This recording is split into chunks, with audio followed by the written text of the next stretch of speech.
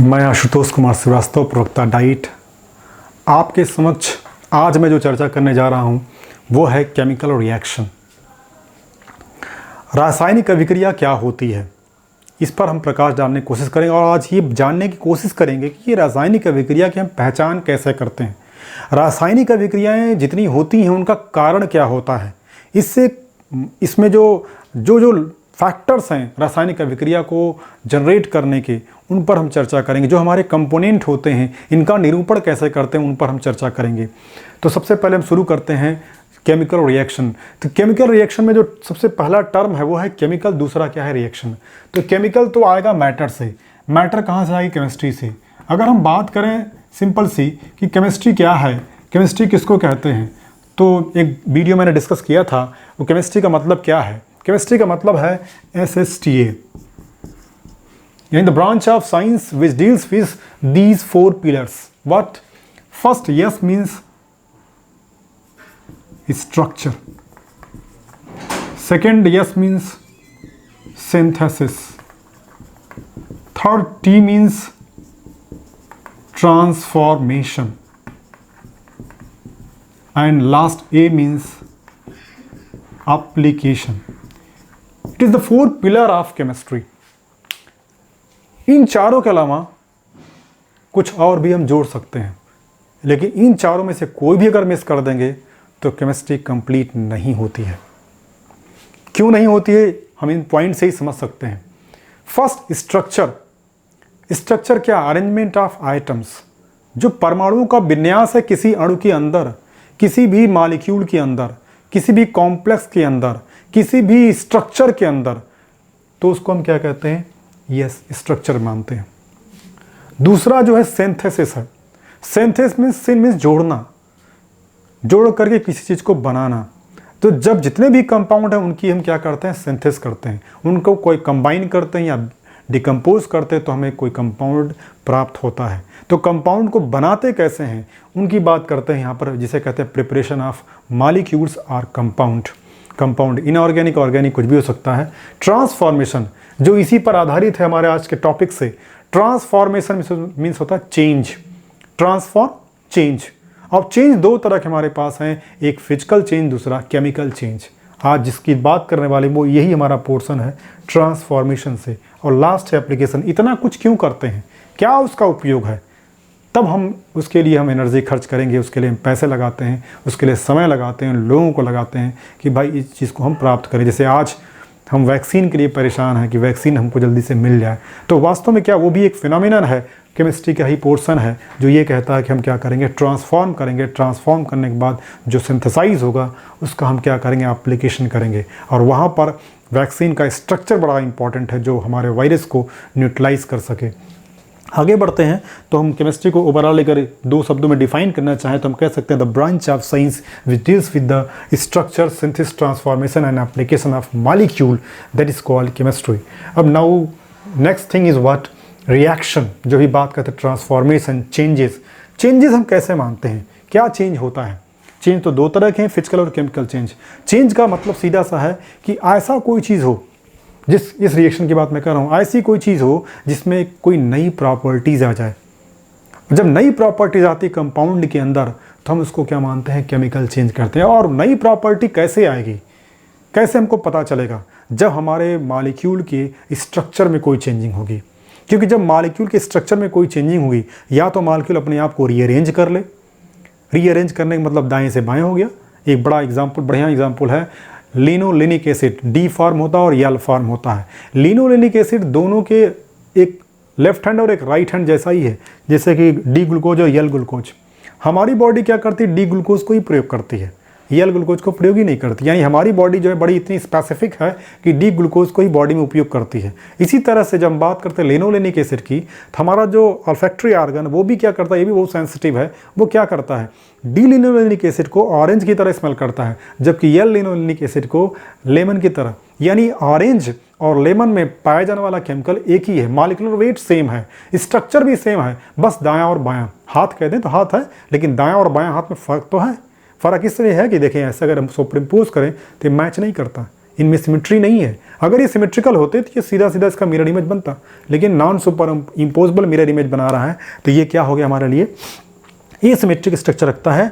तो ठीक उसी तरह से हम जो लिनोलेनिक एसिड बात मैं कर रहा था कि यानी कि एक की ऑरेंज जैसी स्मेल है और एक की लेमन जैसी स्मेल है, तो ये जो प्रॉपर्टी कैसे आती, चेंज इन द स्ट्रक्चर।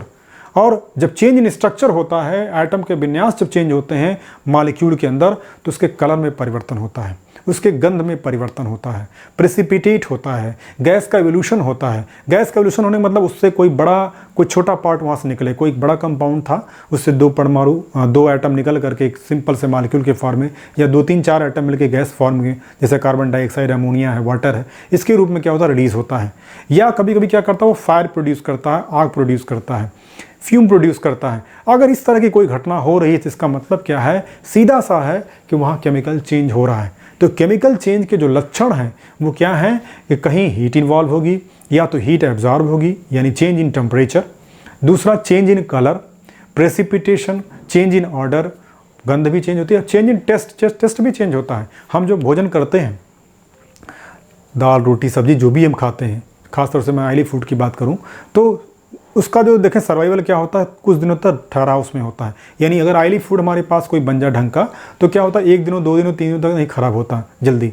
जबकि हमारे जो नॉर्मल जो फूड होते हैं, जो प्रोटीन, जैसे दाल की बात करूं, तो अगर आपने आज सुबह बनाया तो कल वो सुबह तक शायद खाने लायक नहीं रहेगी, अगर फ्रीज में नहीं रखा है तो, टेम्परेचर में इक्विप नहीं किया है तो ये ख़राब हो जाती है। क्यों ख़राब होती है, क्योंकि उसमें क्या होता है, डीनेचुरेशन शुरू हो जाता है। प्रोटीन्स क्या होती है, बैक्टीरिया द्वारा क्या होती है, डिकम्पोज होना शुरू होती है। जब डिकम्पोज होना शुरू होती है, चूँकि वो भी एक ऑर्गेनिक मॉलिक्यूल है, अमीनो एसिड का पॉलीमर होता है, तो जब डिकम्पोज होती है तो क्या उसमें एक तरह से क्या होता है, बैड ऑर्डर प्रोड्यूस होना शुरू हो जाते हैं।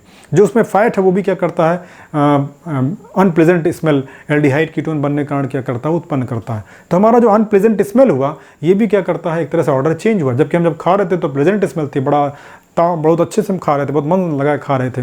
लेकिन जब वही भोजन से हम बासी भोजन कह देते हैं, वो हमारा क्या करता है, खराब स्मेल लगता है। यानी वहाँ पे रासायनिक परिवर्तन होता है। बहुत कॉमन एग्जांपल, दूध से दही का बनना।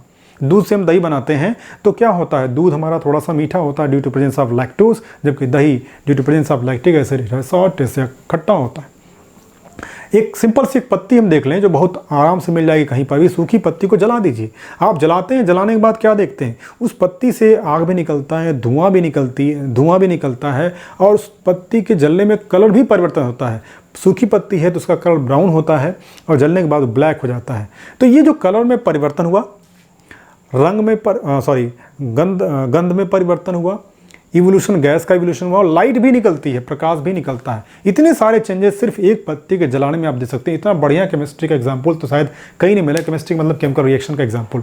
तो केमिकल रिएक्शन हमारे आसपास बहुत सारे होते हैं। हमारा शरीर बहुत बड़ा एग्जाम्पल इसका है। बहुत सारे केमिकल चेंज होते हैं। दिन रात हम जो भोजन करते हैं वो भोजन डाइजेस्ट होता है और ब्रेक होकर के छोटे छोटे मॉलिक्यूल में टूटता है। तो ये जो पूरा हाइड्रोलिसिस होती है, ये पूरी क्या है, केमिकल चेंजेस। अगर ना हो तो फिर इंडाइजेशन हो जाएगा, दिक्कत हो जाएगी, दिक्कत बढ़ जाएगी। तो हम केमिकल रिएक्शन की बात करते हैं, इसको रिप्रेजेंट कैसे करते हैं, इसको दिखने का जो तरीका हमारे पास होता है कि हमने क्या लिया था और क्या बना।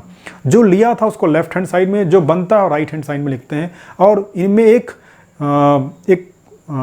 रूल काम करता है, क्योंकि रूल ये है कि हम कभी मैटर को क्रिएट नहीं कर सकते, ना ही मैटर को डिस्ट्रॉय कर सकते हैं, सिर्फ मैटर को हम ट्रांसफॉर्म कर सकते हैं।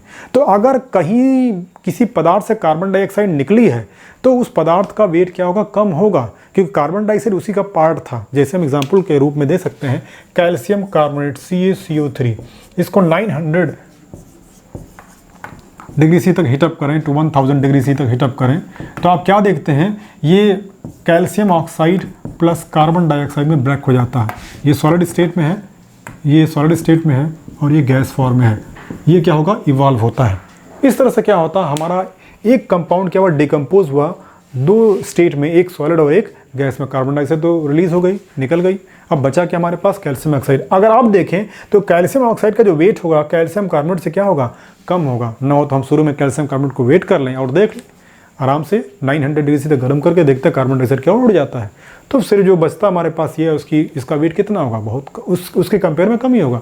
लेकिन अगर हम बंद बर्तन में क्रिया कराएं तो देखते हैं क्या, कोई चेंज नहीं होता उसके वेट में। तो ये इंडिकेट करता है केमिकल चेंज होने के बावजूद जो हमारा पूरा मैटर बना है उसमें कोई वेट में कोई चेंजिंग नहीं होती, ओवरऑल चेंजिंग नहीं होती। इंडिविजुअली तो हो सकती है, क्योंकि उसी से हम 2-3 मॉलिक्यूल प्राप्त किए हैं, 2-3 चीज़ें बनाए हैं, क्योंकि एक मॉलिक्यूल से 2 या 3 मॉलिक्यूल बन सकते हैं। ये हमारा डिकम्पोजिशन रिएक्शन का एग्जाम्पल होता है। तो ये क्या हमारे केमिकल रिएक्शन का बेहतरीन एग्जाम्पल था जिसको हमने समझाने की कोशिश की। आगे बढ़ते हैं। जो यहाँ पर है कि ये जो पार्ट है वो लेफ्ट हैंड साइड है और ये जो पार्ट हमारा क्या है, राइट हैंड साइड है। तो जो लेफ्ट हैंड साइड है इसको हम क्या कहते हैं, रिएक्टेंट कहते हैं, और जो राइट हैंड साइड है वो क्या है, प्रोडक्ट है।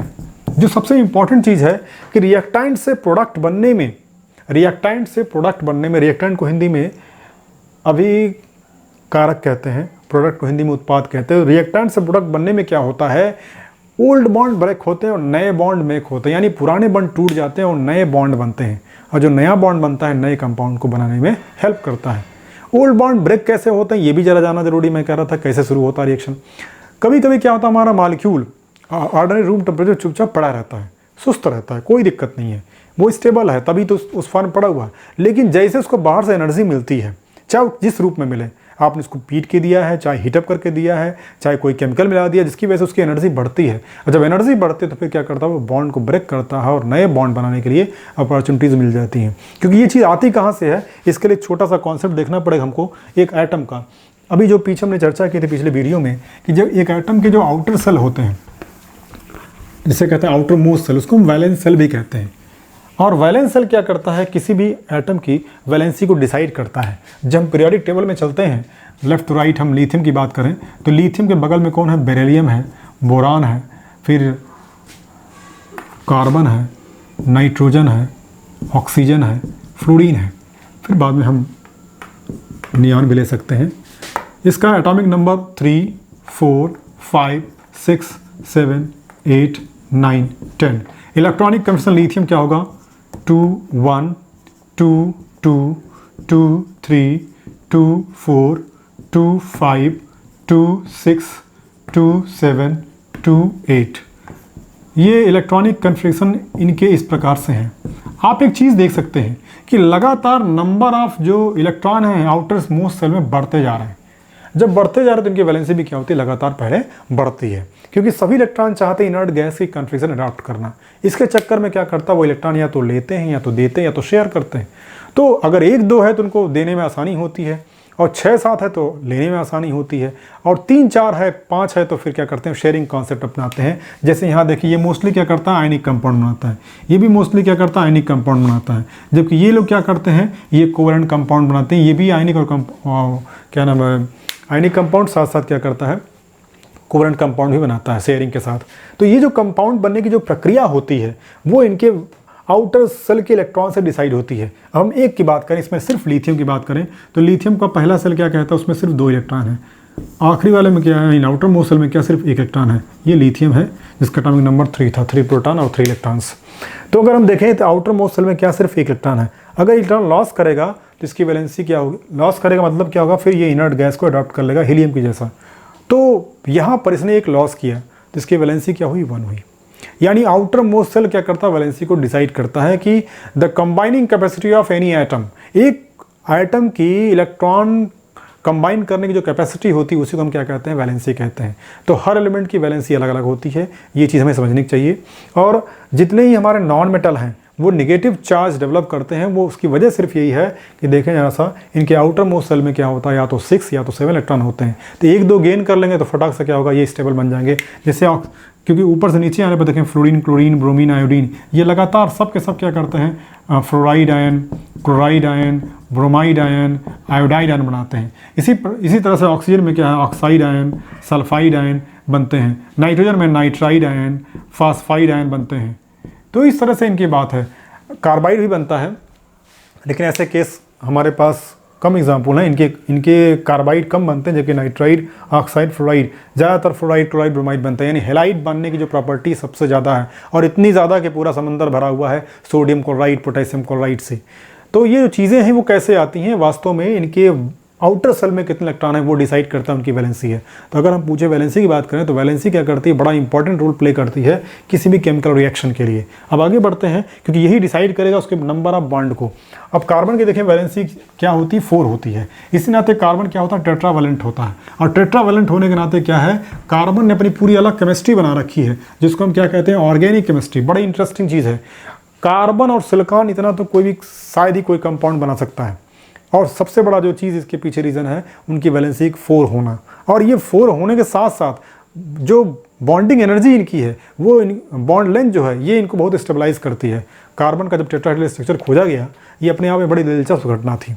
और जो टेट्राहेड्रल स्ट्रक्चर की डिस्कवरी हुई तो 2 अलग अलग जगहों पर हुई। एक लीबेल कर रहे थे और एक जगह वॉन्टॉफ कर रहे थे, और दोनों लोगों ने एक ही चीज़ को एक ही टाइम में अलग अलग जगह डिस्कवर किया था। और इसीलिए केमिस्ट्री की जब पहले नोबेल प्राइज़ दी गई, दोनों को एक साथ दिया गया था। लीबेल वॉन्टॉफ को वो था टेट्राहेड्रल स्ट्रक्चर ऑफ मीथेन, यानी कार्बन को टेट्राहेड्रल फॉर्म में ये शो किया गया। तो अब तक वो क्या था, 2D स्ट्रक्चर दिखा रहे थे, कार्बन ऐसे ऐसे ऐसे ऐसे, यानी एक कार्बन है और एक लेफ्ट एक राइट एक अप एक डाउन, इस तरह से कार्बन को दिखाया गया। लेकिन बाद में कहा नहीं भाई, ये पूरा क्या होता है 4D स्ट्रक्चर 3D स्ट्रक्चर, वो क्या है इसका बीच में कार्बन मान लें तो ये 109 डिग्री का, ये 109 डिग्री का और ये 109 डिग्री का, इस तरह से क्या होगा ये पूरा स्ट्रक्चर बनता है टेट्राहेड्रल। 4 साइड ये अगर हम मिला दें इसको तो एक साइड ये हुई, दूसरी साइड ये हुई, तीसरी साइड ये हुई और चौथी साइड नीचे बनती है। ये पूरा क्या होता है टेट्राहेड्रल स्ट्रक्चर बनता है मीथेन का। आगे मैं चलता हूँ केमिकल रिएक्शन में। तो जो बात मैं कर रहा था कि रिएक्टेंट की और प्रोडक्ट की, उसमें भी कुछ चीज़ें बड़ी इंपॉर्टेंट हैं, ज़रा गौर करें इस पर। जैसे हमारे पास एक कंपाउंड है, ज़रा देखें, ये कंपाउंड हम कहते हैं बेंजीन, इसको बेंजीन कहते हैं, C6H6, ये इसका मॉलिक्यूलर फार्मूला है।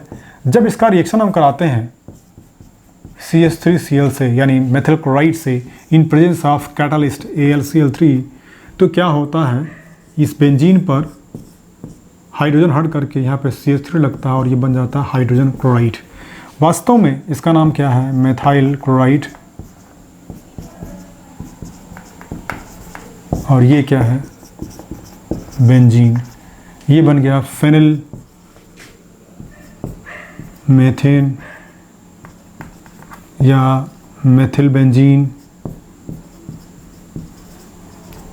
या इसी को हम कहते हैं टॉलुइन भी कहते हैं, कॉमन नेम। हाइड्रोक्लोरिक एसिड, इसका जो मॉलिक्यूलर फार्मूला होगा C6CH5CH3।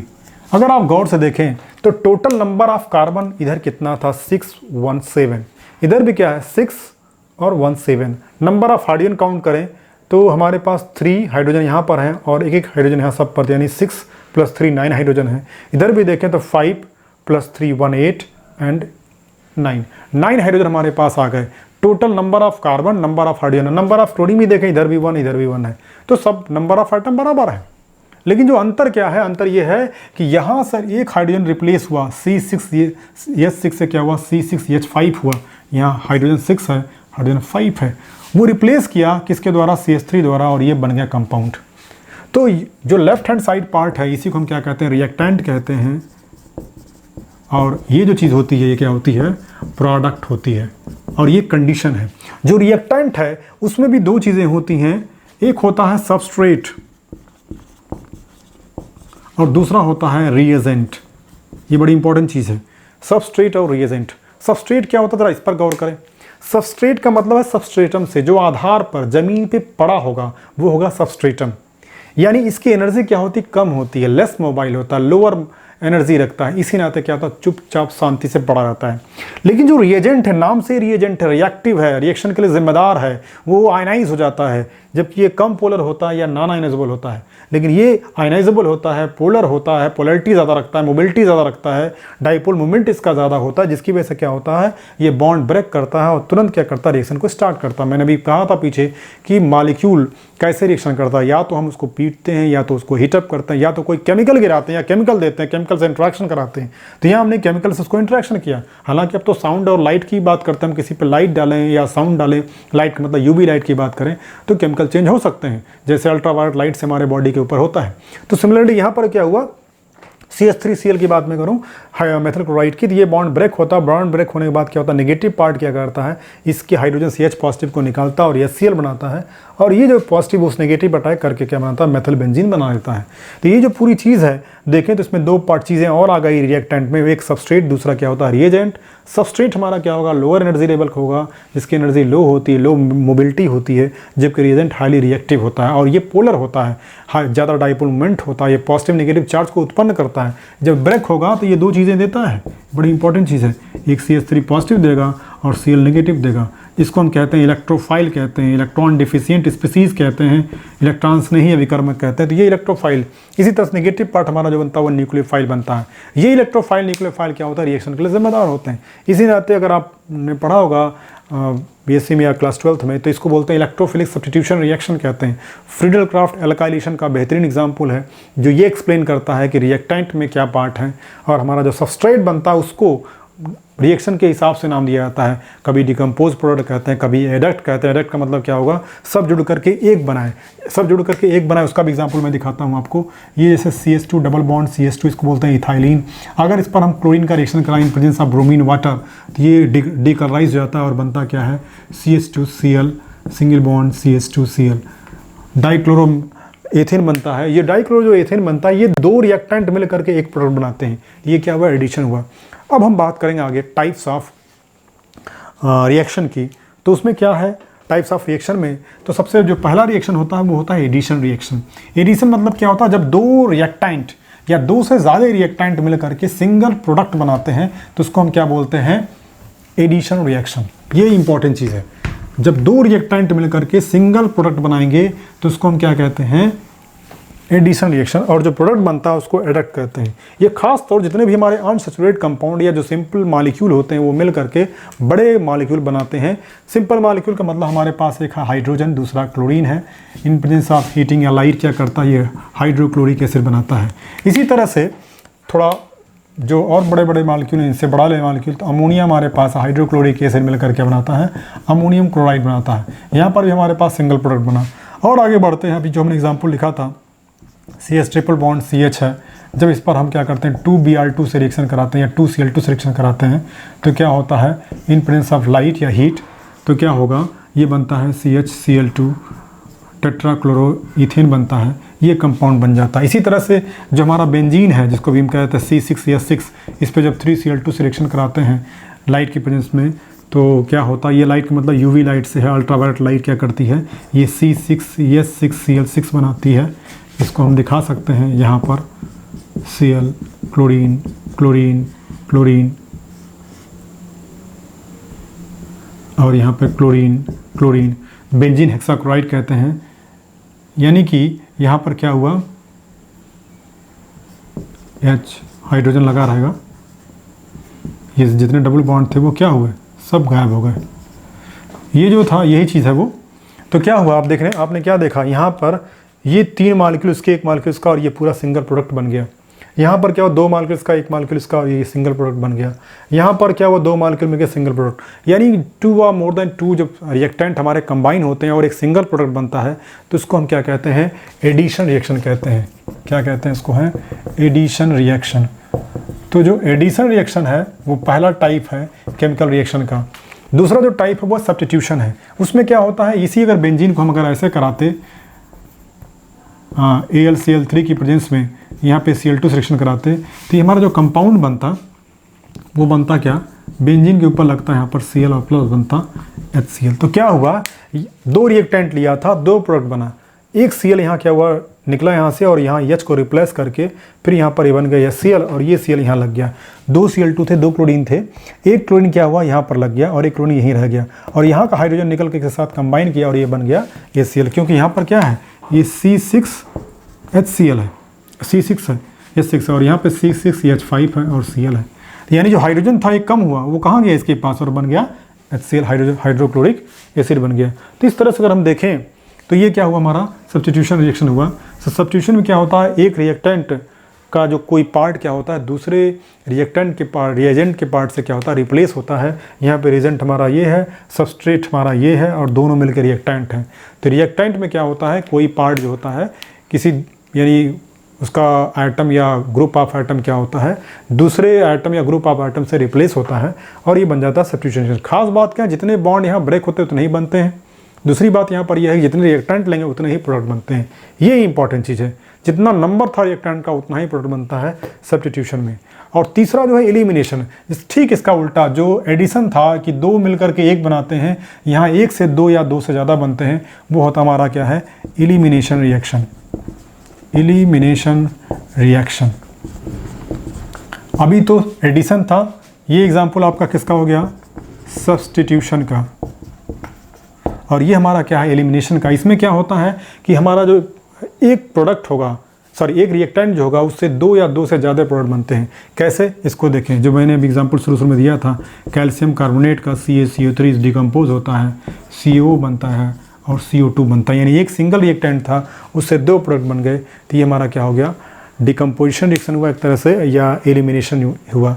हालांकि डिकम्पोजिशन में कई चीज़ें होती हैं, जैसे कि एक थर्मल डिकम्पोजिशन होता है, एक कैटालिटिक डिकम्पोजिशन होता है, एक फोटोकेमिकल डिकम्पोजिशन होता है। फोटोकेमिकल जो है लाइट की प्रेजेंस में होता है, जो थर्मल होता है हीट की प्रेजेंस में होता है, जो थर्मल जो हीट की प्रेजेंस में होता है, फोटोकेमिकल जो होता है लाइट की प्रेजेंस में होता है। और एक सोनिक भी होता है, इसमें हम क्या करते हैं, साउंड से कराते हैं, यानी वाइब्रेशन देते हैं, जिससे मॉलिक्यूल हमारा डिकम्पोज होकर के एक दो या दो से ज़्यादा कंपाउंड में क्या होता है, प्रोडक्ट बनाता है। तो ये हमारा क्या है, एलिमिनेशन रिएक्शन का बेहतरीन एग्जांपल है। और भी देखें, जैसे इसी का हम देख लेते हैं, हमारे पास एक कंपाउंड है CH3CH CH2Cl। यहाँ पे जब हम अल्कोहलिक पोटेशियम हाइड्रोक्साइड लगाते हैं तो क्या होता है, ये CH2 double bond CH2 plus hydrochloric acid बनता है। तो ये जो एलिमिनेशन होता है, हेलोजिनेशन, डिहाइड्रोक्लोरिनेशन कहते हैं। तो यानी जो सेचुरेट कंपाउंड था, उससे क्या हुआ, एक अनसेचुरेट कंपाउंड बना।